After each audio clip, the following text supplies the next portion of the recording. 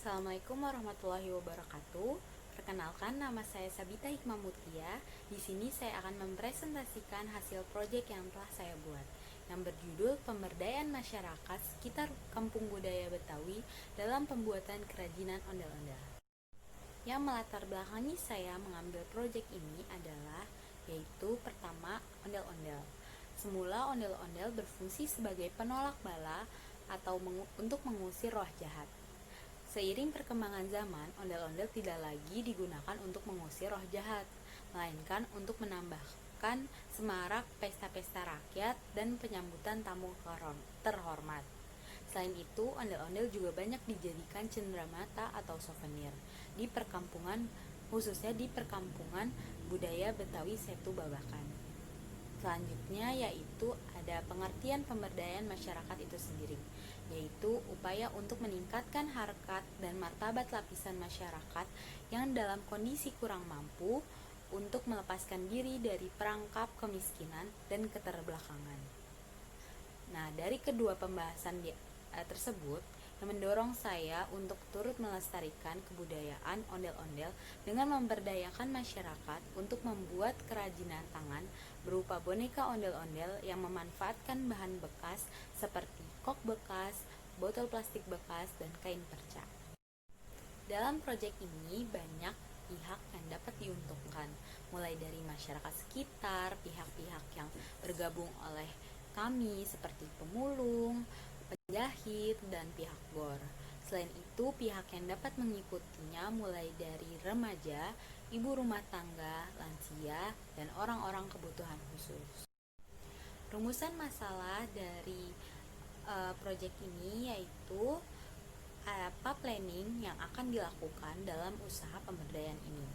Lalu, bagaimana organizing dalam usaha pemberdayaan ini? Selanjutnya, apa saja actuating yang akan dilakukan? Dan terakhir, bagaimana controlling dalam usaha pemberdayaan ini? Selanjutnya ada tujuan. Tujuan dari kegiatan ini dilakukan untuk melestarikan budaya Betawi, menciptakan lapangan pekerjaan, meningkatkan kemampuan dan kemandirian masyarakat, serta dapat membantu perekonomian keluarga.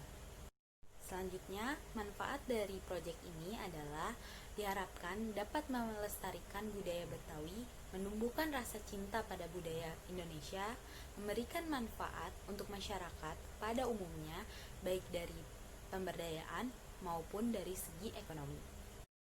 Selanjutnya, kita akan membahas mengenai pemberdayaan masyarakat. Yang pertama, pengertian dari pemberdayaan, yaitu berasal dari penerjemah bahasa Inggris empowerment yang juga dapat bermakna pemberian kekuasaan. Selanjutnya, pengertian dari masyarakat. Menurut Kamus Besar Bahasa Indonesia, masyarakat adalah sejumlah manusia dalam arti seluas-luasnya dan terikat oleh suatu kebudayaan yang mereka anggap sama, bahasa kelompok orang yang merasa memiliki bahasa bersama, yang merasa termasuk dalam kelompok itu, atau yang berpegang pada bahasa standar yang sama. Selanjutnya, pembahasan mengenai ondel-ondel.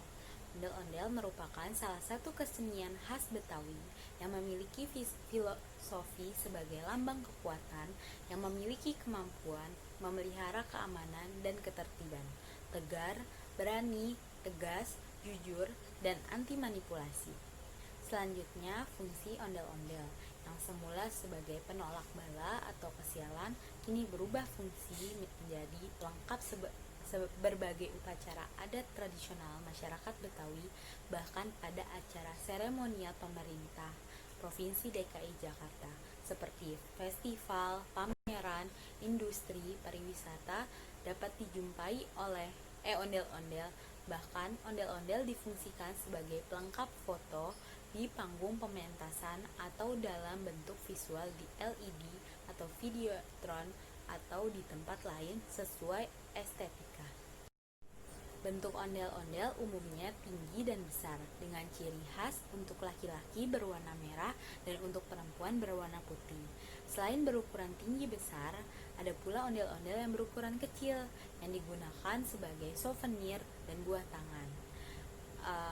Yang bahan bakunya terbuat dari kok bekas, botol plastik bekas, dan kain perca. Untuk merealisasikan pemberdayaan masyarakat dalam pembuatan kerajinan ondel-ondel ini, diperlukan manajemen yang tepat, berupa planning, organizing, actuating, dan controlling. Yang pertama ada planning atau perencanaan.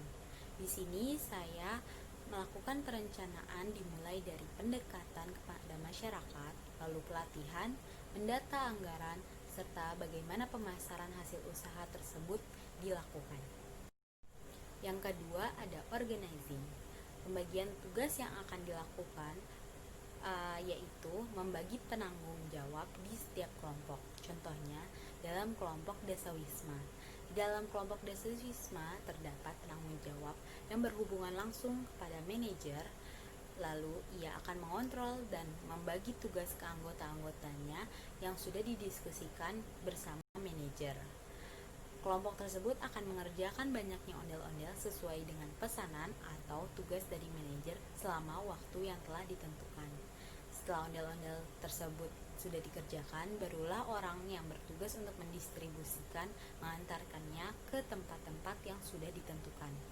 Setiap akhir bulan terdapat pendataan ulang baik dari anggaran, anggota maupun bahan-bahan oleh bendahara dan sekretaris. Yang ketiga ada actuating.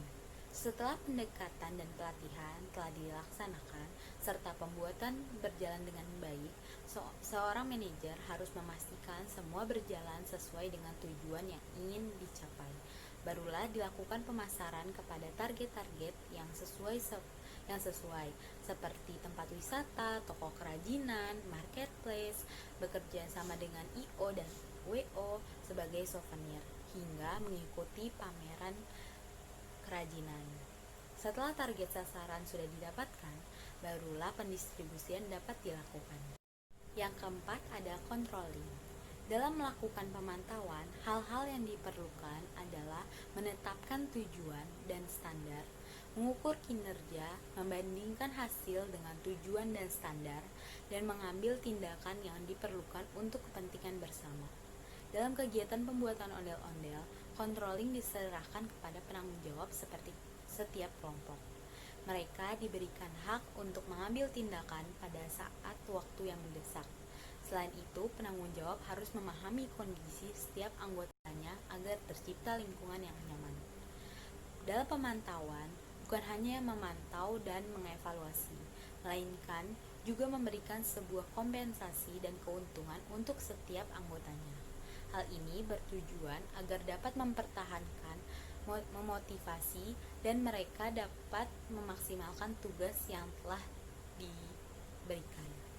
Contohnya saja, manajer atau penanggung jawab memberikan reward kepada anggota apabila dapat mengerjakan target dalam waktu yang lebih cepat. Atau di akhir tahun, manajer akan mengajak semua anggotanya untuk jalan-jalan sebagai tanda terima kasih kepada mereka karena kerajinan ini dari kita, oleh kita, dan untuk kita. Kesimpulan dari proyek ini yaitu bahwa dari barang-barang bekas dapat dijadikan suatu kerajinan yang menguntungkan, dapat memberdayakan orang banyak, dapat membuka lapangan pekerjaan, dapat melestarikan budaya bangsa dan menumbuhkan rasa cinta pada budaya Indonesia. Lalu ada saran untuk masyarakat yang membaca agar lebih banyak kreativitas yang dapat memberdayakan masyarakat dan mengangkat nilai-nilai kebudayaan Indonesia. Sekian dari saya, kurang lebihnya mohon maaf. Wassalamualaikum warahmatullahi wabarakatuh.